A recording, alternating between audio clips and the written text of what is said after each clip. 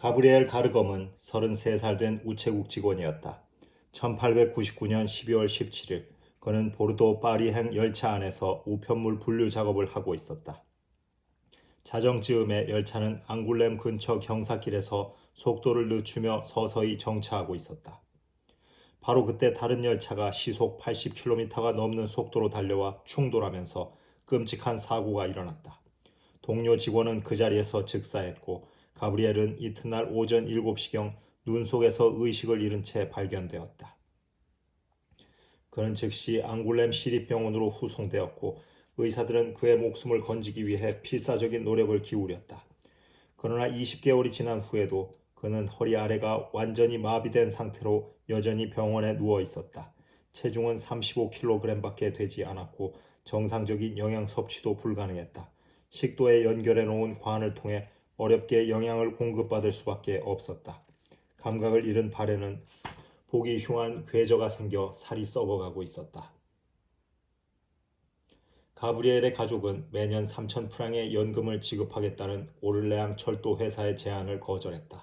그 결과 앙굴렘 병원장 데크라삭 박사는 재판정에서 세부적인 의학적 진술을 해주었다. 가브리엘은 육체적 건강을 완전히 잃은 상태였고 평생을 불구로 살아야 할 처지가 되었다. 혼자 힘으로는 아무것도 할 수 없어 지속적 보호가 필요한 환자였다. 법원은 철도 회사에게 가브리엘 측의 거액인 66만 프랑을 보상하고 추가로 매년 6천 프랑을 지불하도록 명령했다.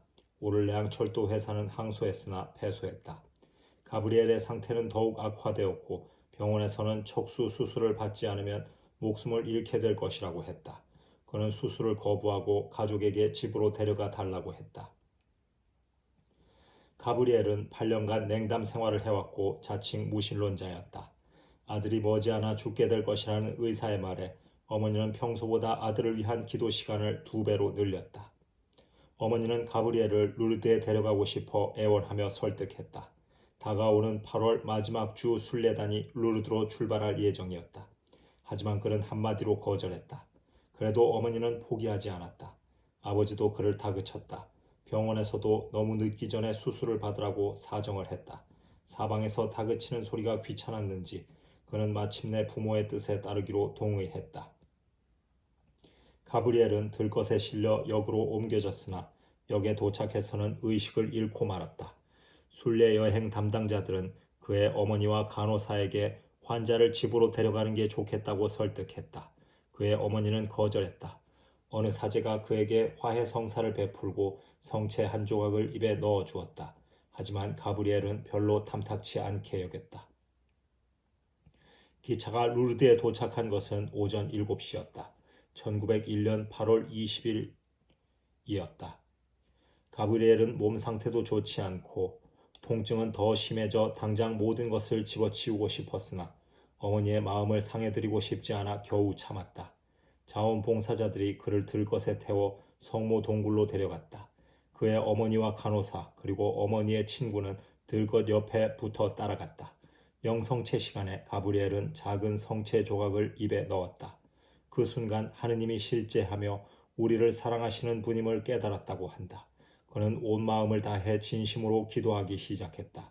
그리고 자신의 생명을 성모님의 발 아래 맡기면서 말로 다할 수 없는 기쁨을 느꼈다. 그것은 내 인생에서 가장 소중한 순간이었습니다. 오후 2시에 가브리엘은 성수탕으로 옮겨졌다. 당시 35kg의 체중으로 해골 같았던 몸을 차가운 샘물에 조심스럽게 담갔다. 그런데 쇼크가 컸던지 그는 의식을 잃고 말았다. 그의 어머니는 핏기 없는 아들의 얼굴을 어루만져 보았다. 싸늘했다. 죽었어. 그녀는 혼잣말로 중얼거렸다. 한참 후 슬픔에 잠긴 일행은 들것들은 이들을 따라 병원으로 되돌아갔다. 가는 길에 성체 현시 행렬과 마주치게 되었는데 성광을 모시고 가던 주교가 그들을 보더니 잠시 멈추어 가브리엘에게 성체 강복을 내렸다.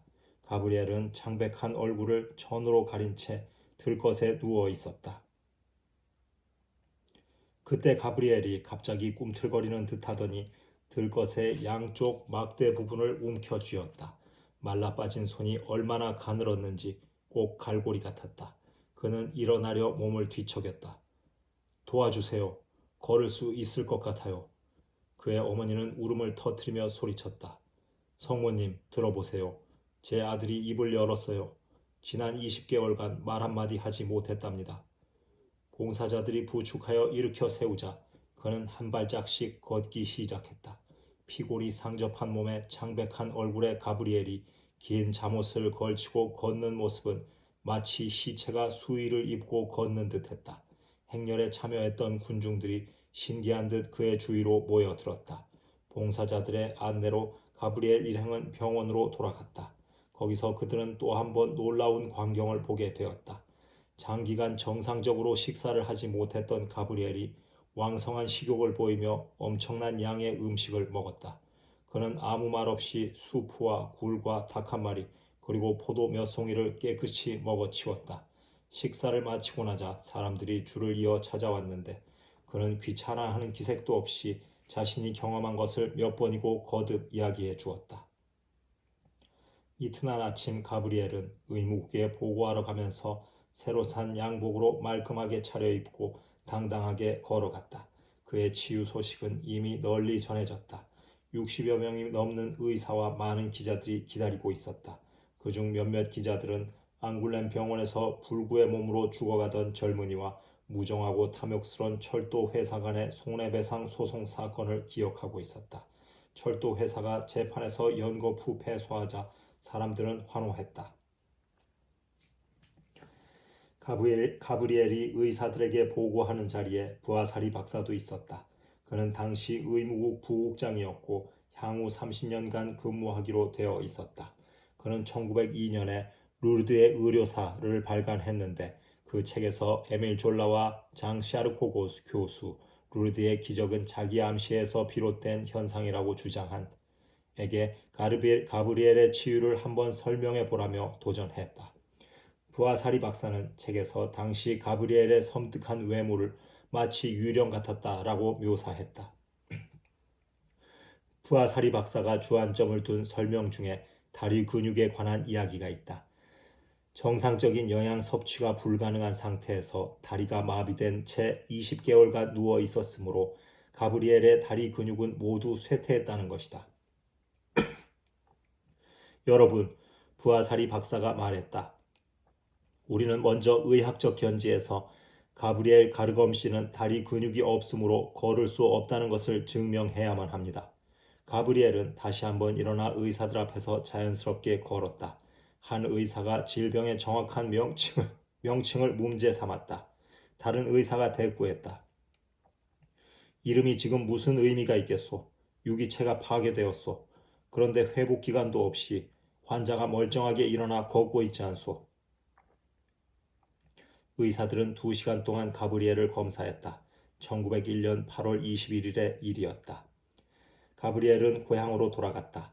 신문기사를 본 사람들이 그를 보기 위해 역마다 기다리고 있었다. 그 후 50년간 그는 매년 루르드에 가서 들것드는 고된 일을 하며 병자들을 위해 봉사했다. 작가 게오르그 바트림이 루르드에 관한 책을 쓰기 위해 그곳에서 자료 수집을 하고 있을 때였다. 그가 자원봉사단 책임자에게 급한 전가를 보냈다. 자신이 지금 루르드에 머물고 있는데 시간이 없으니 그날 오전 중에 가브리엘과 인터뷰를 할 수 있으면 좋겠다는 부탁이었다. 동료 자원봉사자가 성수탕에서 병자를 돌보고 있는 가브리엘을 찾아냈다.